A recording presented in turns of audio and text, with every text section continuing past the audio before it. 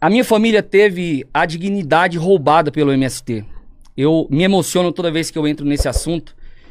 E hoje, principalmente, vai ser um momento histórico para mim, muito importante, porque pela primeira vez na vida eu vou conseguir debater de forma séria esse assunto.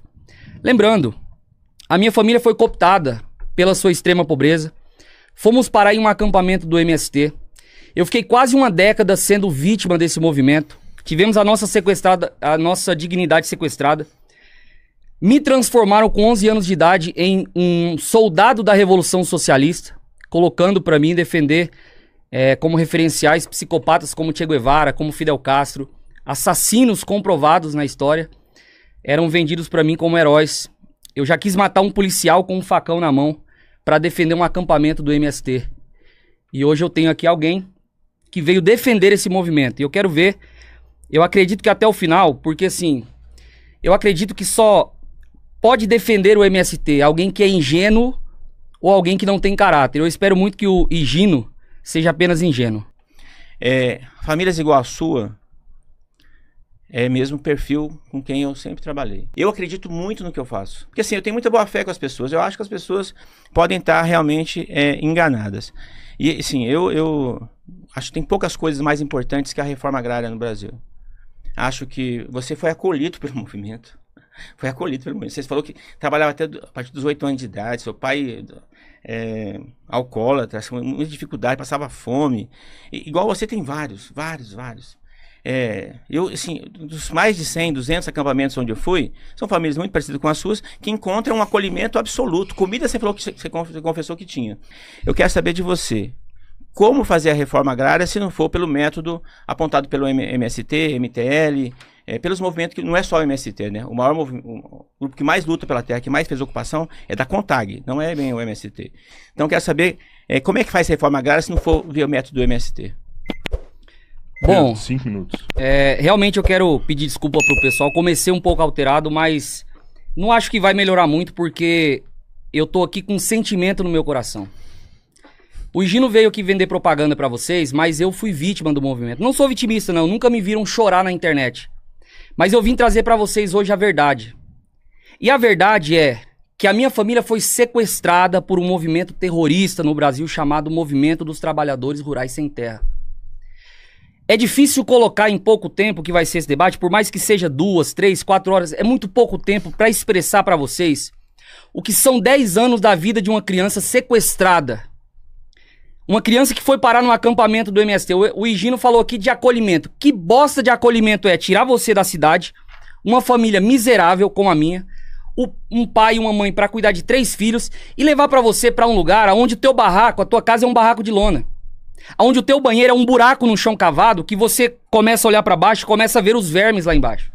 Quando muito a gente tinha que usar um banheiro, que era um buraco no chão com um pedaço de lona, ou a floresta. Água não tem. Tu tem que cavar uma cisterna ou você ir no açude a 1, 2 quilômetros buscar um pouco de água pra você beber. Energia elétrica nunca se viu no acampamento do MST. A não ser quando fazem gato e roubam. No nosso caso não tinha. Sabe como que era a nossa energia? Era uma lamparina feita com óleo velho que enfumaçava a casa e intoxicava quem tava ali dentro.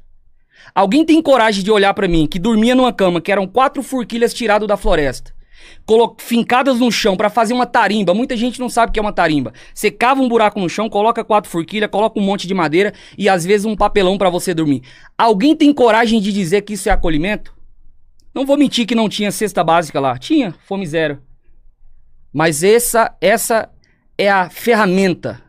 Esse é o queijo na ratoeira pra pegar pessoas que são pobres, que são vulneráveis, que não entendem de política. E deixa eu dizer uma coisa pra vocês. O pobre no Brasil, muita gente não sabe o que é a extrema pobreza. Eu sei o que é a extrema pobreza.